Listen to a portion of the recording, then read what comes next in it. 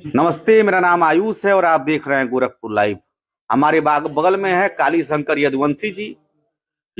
ये राष्ट्रीय अध्यक्ष हैं ओबीसी पार्टी के। स्वागत करेंगे आपका। धन्यवाद आपका गोरखपुर लाइव का। सबसे पहला सवाल है, यदु महाराज जी का आप मूर्ति लगवाने जा रहे हैं, इसका उद्देश्य क्या है? भाई देखिए, महाराज यदु जो यदु के आदि वंशज हैं, यादवों के है वंशियों के आदि वंशज, आदि पितामह हम उनको कह सकते हैं, आदि पुरुष कह सकते हैं उनको, जहां से हमारी उत्पत्ति हुई है। और विडंबना देखिए कि आज तक पूरे भारतवर्ष में ही नहीं, पूरे वर्ण विश्व में आज तक कोई मूर्ति नहीं थी। और यदुवंशियों का कोई शक्ति केंद्र नहीं है, यदुवंशियों का कोई प्रेरणा केंद्र नहीं है, भारत में कहीं नहीं है, कहीं नहीं है। इसीलिए हम लोगों ने श्री कृष्ण धर्म ट्रस्ट के तत्वाधान में हम लोगों ने महाराज यदु का मूर्ति लगाने जा रहे हैं, और वो भी श्री यदु धाम पीठ बना करके उसमें स्थापित करने जा रहे हैं, जो कहीं ना कहीं संपूर्ण भारतवर्ष के यदुवंशियों के लिए प्रेरणा स्थल और प्रेरणा केंद्र के रूप में स्थापित होने जा रहा है, ऐतिहासिक होने जा रहा है। भारत में भी नहीं है, पूरे विश्व में नहीं, पूरे विश्व में नहीं है, कहीं भी नहीं था आज तक। सबसे बड़ा सवाल है कि अखिलेश यादव जी उत्तर प्रदेश के मुख्यमंत्री हुए, मुलायम सिंह यादव जी उत्तर प्रदेश के मुख्यमंत्री हुए, लालू यादव बिहार के मुख्यमंत्री हुए, राम नरेश यादव मुख्यमंत्री हुए, मध्य प्रदेश के मुख्यमंत्री मोहन यादव हुए। ये सबका टारगेट, सब लोग टारगेट करते हैं यादव मतदाताओं को लेकर, लेकिन ये बीड़ा उठाया काली शंकर यदुवंशी ने। सवाल यह है कि जो जिस यादव समाज के लिए अखिलेश यादव आवाज उठाते हैं, यादव जमकर मतदान करते हैं। मुलायम सिंह की उत्पत्ति, राजनीतिक उत्पत्ति यमवाई समीकरण से हुआ। वो समीकरण को ध्यान में रखते हुए भी यदु महाराज का कोई मूर्ति कहीं नहीं है। तो काली शंकर जी क्या कहेंगे? राजनीति में आप भी हैं, ओबीसी पार्टी चलाते हैं, आप राष्ट्रीय अध्यक्ष हैं, आप लोग, आपने तो देख लिया, लेकिन इन लोगों को क्यों नहीं दिखा? भाई देखिए, जिसके हाथों में कम से कम जो समाज के लिए सोचता है, मेरा ये भी मानना है उन लोगों ने भी समाज के लिए सोचा, परंतु हो सकता है प्रकृति ने, नेचर ने, महाराज यदु ने मुझे ही चुना हो उसके लिए। ये आप जैसा जानते हैं कि हम प्रत्येक वर्ष राष्ट्रीय यादव दिवस मनाते हैं 15 अप्रैल को। उस चौधरी राजीत सिंह यादव जिनका जन्म दिवस, जिन्होंने यादव टाइटल लगाने के लिए संपूर्ण भारतवर्ष में उत्तर भारत से लेकर दक्षिण भारत तक प्रयास किया। मैंने एक, ये 20 दिन पहले की घटना है, हमने एक स्वप्न देखा, और स्वप्न में हमने देखा कि मैं यादव दिवस मना रहा हूं, और वहां पर एक ऋषि मुनि महात्मा टाइप के लोग उठे वहां पे, और उन्होंने कहा कि तुम लोग अपने आदि पुरुषों के लिए क्या किया, केवल राजनीति कर रहे हो, कहीं ना कहीं अपने स्वार्थ के लिए कर रहे हो। और जब मेरी उस वक्त नींद टूटी तो लगभग 2-2:30 बजे रात का बज रहा था, 3 बज रहा था। फिर मैं देखा, फिर उसके बाद मनन करने में मैं सो गया। उसके बाद जब मैं सुबह उठा तो मैं सोचा हो सकता है कि उनका संकेत हो कि जो उनका मंदिर हो या मूर्ति हो महाराज यदु की, मैं वहां पे जाकर के दर्शन करूं। परंतु विडंबना देखिए, जब हमने पता करना शुरू किया कि उनकी मूर्ति कहाँ है, तो पता चला कि कहीं है ही नहीं हिंदुस्तान में।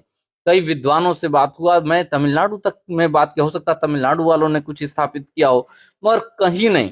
फिर हमने निर्णय लिया, फिर बनारस के मूर्तिकारों से हमने बात किया, और उसके बाद महाराज यदु की छवि का हम लोगों ने निर्माण कराया, और हम लोगों ने निर्माण के लिए दे दिया।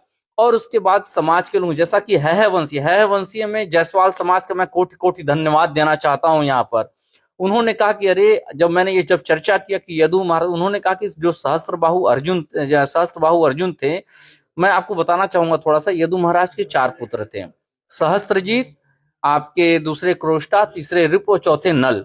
जो सहस्त्रजीत थे उनसे है वंश हुआ, जिसमें महाराज सहस्त्रबाहु अर्जुन जन्म लेते हैं, जिनको जायसवाल समाज अपना आराध्य मानता है, कुल देवता मानता है।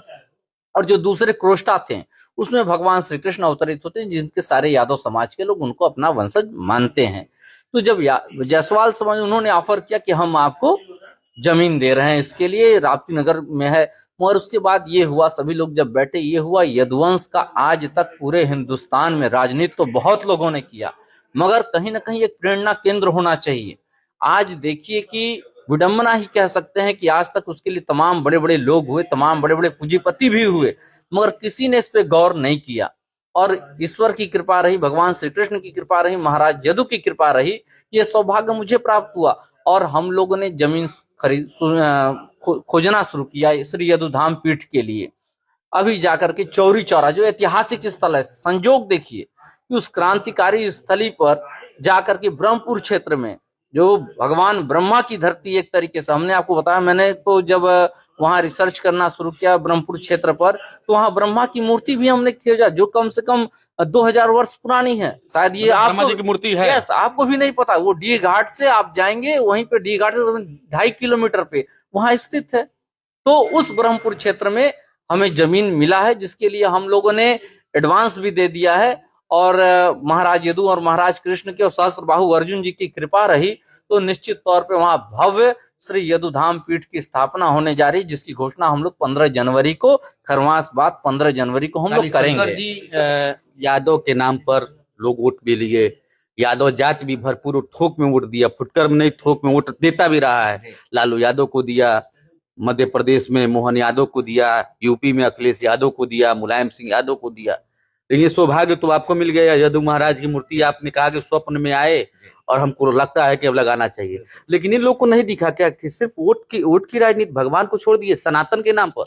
भाई देखिए, वोट की राजनीति ठीक है किया जाए, मगर अगर हम जिस कुल में जिस जाति के लिए बात कर रहे हैं, अगर हम उस जाति की खा रहे हैं पी रहे हैं, तो उस जाति के उत्थान के लिए भी काम करना चाहिए। मैं जातिवादी राजनीति में कतई और कतई विश्वास नहीं करता, मगर एक यदुवंशी होने के नाते, जैसा कि आप जानते हैं कि जो यदुवंशी हैं वैदिक क्षत्रिय हैं, और निश्चित तौर पे हमेशा जो यदुवंशी होता है हमेशा अन्याय के खिलाफ खड़ा रहता है। वो अपने कर्मशीलता के बल पर समाज को एक नई दिशा और दशा देने के लिए काम, अपने स्वार्थ नहीं, जिस स्वार्थ के लिए कभी यदुवंशी काम नहीं करता। तो हमें ऐसा लगा अब इन लोगों ने क्यों नहीं किया, क्या कारण रहा कि केवल राजनीतिक स्वार्थ की सिद्धि तो किया लोगों ने, मगर आप देखिए कहीं ना कहीं आज विडंबना देखिए कि आप राजनीति की जहां बात कर रहे हैं, पूर्वी उत्तर प्रदेश से लेके पश्चिमी उत्तर प्रदेश तक आज तक कोई यादव लीडरशिप डेवलप नहीं हुई। कहीं सनातन का डर तो नहीं, कहीं एमवाई फिसलने का डर तो नहीं कि यदु महाराज का फोटो, क्योंकि अगर महाराज का फोटो भगवान है तरीके से देखा जाए तो भगवान है कि बिल्कुल नहीं? हमारे आराध्य हैं जी, तो भी सनातन में आते हैं। बिल्कुल तो है। कहीं सनातन का बहिष्कार तो नहीं, कहीं लोग नाराज हो जाए इस तरह की चीजें अब ये समाजवादी पार्टी के मन में अब ये उन लोग की क्या, काफी दिनों तक सत्ता में रही। हाँ बिल्कुल, अब ये मानसिकता कुछ भी हो सकती है, मैं इसके लिए नहीं कहूंगा, मगर एक बात मैं जानता हूं कि जो महाराज यदु रहे उन्होंने राजतंत्र को त्याग कर लोकतंत्र की स्थापना के लिए, जब उनके पिताजी जो ययाति थे, महाराज ययाति, उनके 5 पुत्र थे। जब महाराज ययाति को एक श्राप मिला और उनकी वृद्धावस्था आई, तो उन्होंने कहा कि भाई अपने 5, जब उस क्षमा मांगा तो ये हुआ कि जो 5 पुत्र हैं उसमें से अपने किसी का एक यौवन मांग लो आप। तो उन्होंने सबसे अपने बड़े पुत्र यदु से यौवन मांगा कि तुम मुझे अपना यौवन दे दो और मैं भोग विलास करना चाहता हूं। तो विडंबना देखिए कि उन्होंने कहा कि नहीं, मैं अपनी मां सम्मान के साथ अपना यौवन नहीं दे सकता हूं कुछ मतलब भोग विलास करने के लिए। तो उन्होंने उनको देश निकाला दे दिया और जंगल झाड़ियों वाला नदियों का जो स्थल था उनको दे दिया। तो उन्होंने राजतंत्र छोड़ के, हम वो यदुवंशी हैं, तरीके से कहा जाए कि परिवारवाद को त्यागा, बिल्कुल त्याग दिया। और आज देखिए, आज मैं ये पूछना चाहता हूँ आपसे, आप ये बताइए कौन सा यादव लीडरशिप किसी भी पार्टी में जो यादवों की, भाई यहाँ पर 26 करोड़ यादव हैं, 26 करोड़ यादवों में से कितने लोगों को आपने लीडर बनाया? कितने पूर्वी उत्तर प्रदेश में जो नाम थे, चाहे वो बालेश्वर जी थे, आप भालचंद यादव जी थे, तमाम ऐसे थे, चंद्र जी, तमाम सारे लोग थे, मगर उनकी लीडरशिप को कहीं ना कहीं खत्म करने का काम किया है, जो यदुवंशी बर्दाश्त नहीं करेगा। और हो सकता है ये यदुधाम, जो यदुधाम श्री यदुधाम पीठ बन रहा है, यादवों के पुनर्जागरण, यदुवंशियों के पुनर्जागरण का कारण बनेगा। और ये मुझे आज पूरे हरियाणा से, तमिलनाडु से, उड़ीसा से, मध्य प्रदेश से, बिहार से लगातार यदुवंशियों के फोन आ रहे हैं कि इससे बड़ा काम कोई हो नहीं सकता। अगर, और हम सभी धर्म का सम्मान करते हैं, हम किसी धर्म को जाति नहीं, आप कहा ओबीसी पार्टी का हमारा यही उद्देश्य ही है कि हमारे लिए राष्ट्र पहले है और सभी जाति धर्मों का सम्मान करते हुए जो आर्थिक, राजनीतिक और सामाजिक दृष्टि से पिछड़े हैं, उनके हक अधिकार की आवाज को बुलंद करना, चाहे वो किसी भी कास्ट क्रीड के हो, उससे हमें नहीं मतलब है। काली जी, आपने गोरखपुर लाइव से बात की, इसके लिए बहुत बहुत धन्यवाद।